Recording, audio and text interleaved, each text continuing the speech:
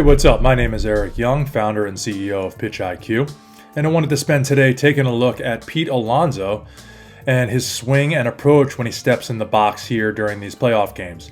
And I think there's a lot to glean from what he's able to accomplish and the way in which he approaches hitting. And as pitchers, I think there's some things we can learn from him, despite the fact that he's a 50-plus home run guy, multiple-time All-Star. There's weaknesses in every swing. There's weaknesses in every approach. And the only question is, how do we exploit it? So let's get into some things right here. What we need to do here is develop a process by which we can get this guy out on paper. Let's look for his tendencies. Let's look at his swing. And let's come up with a process by which we can start dissecting, the things he does well and the things he does poorly, so we can take advantage of that later. So first and foremost, getting the video angles. If you can get an open side angle like this and compare it to your vantage point from the mound, that would be huge. And if you don't have access to video or anything kind of like that, you can go out to batting practice and kind of stand over here on the first base side and kind of watch what he's doing. And it doesn't have to be Peter Alonso. It can be any guy in that lineup that you're facing on Thursday afternoon or Sunday night or whatever.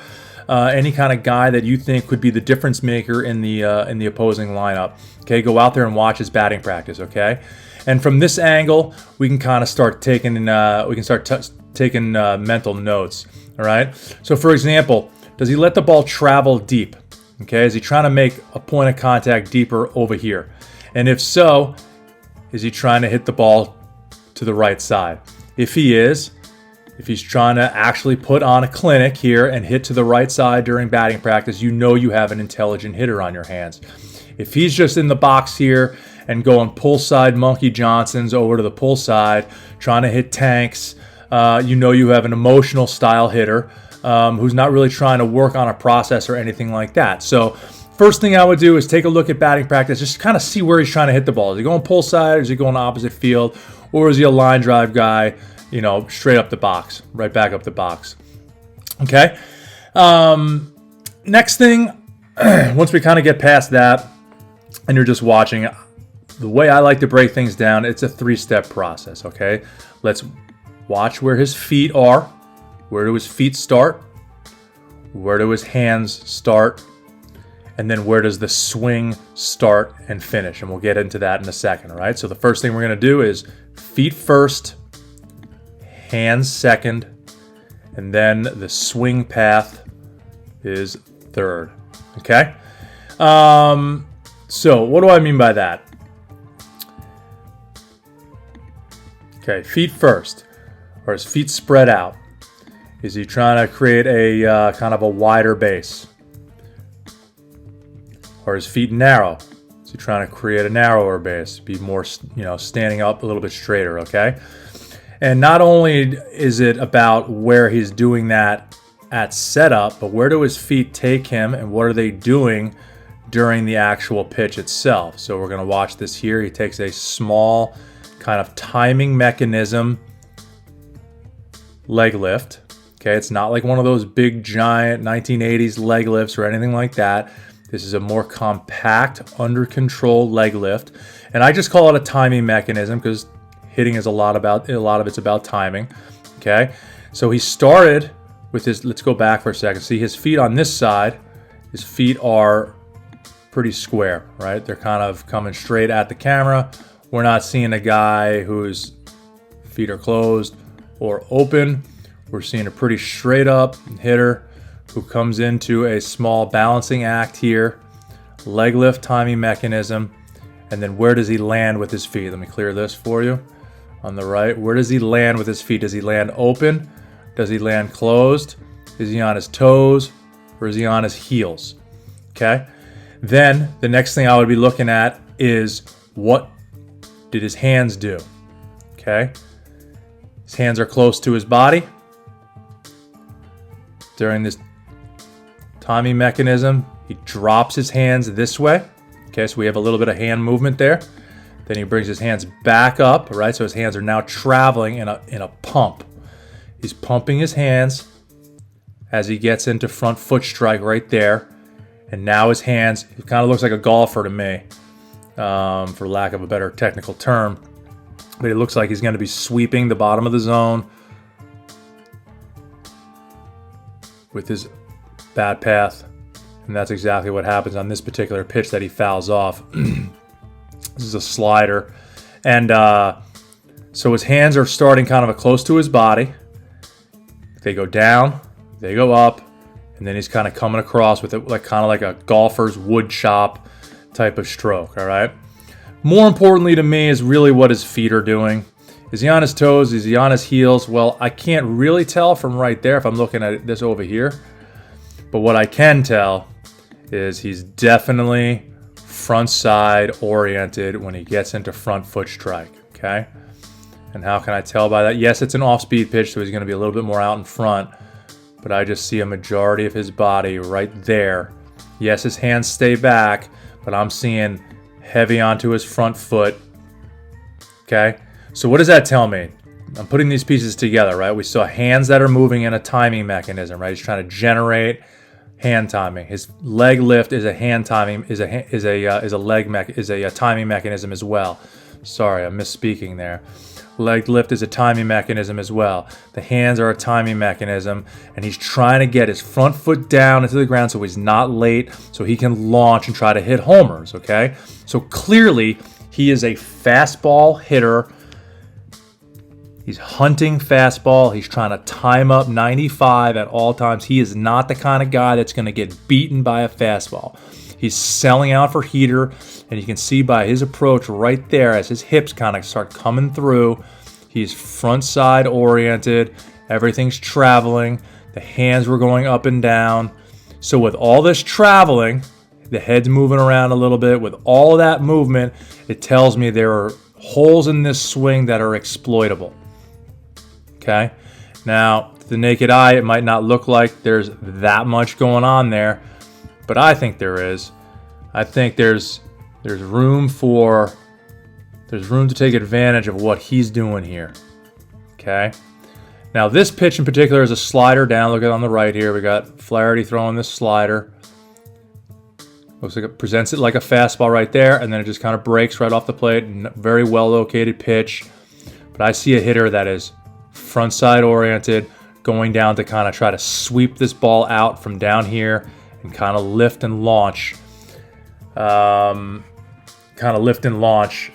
hit homers to pull side specifically. All right, so what does that tell me in terms of getting this dude out? Okay.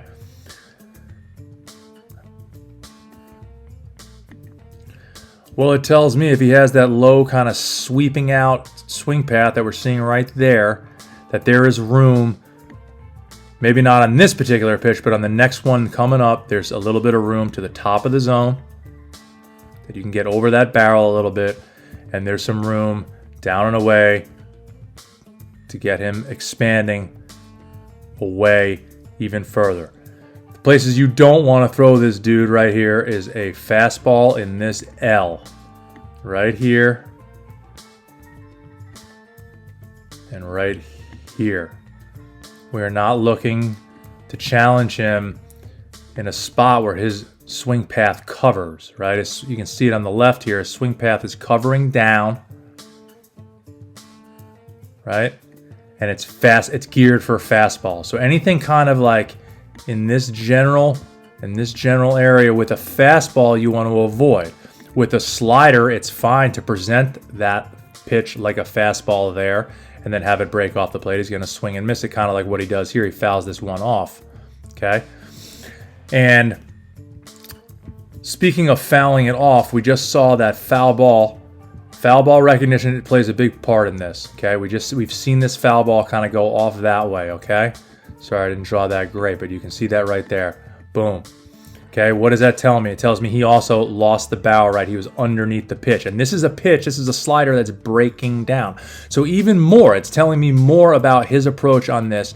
He's trying to get deep into these legs. He's out on his front foot. He's trying to sweep out a low pitch. And he actually did it, but the pitch didn't break enough. Otherwise, he would have connected.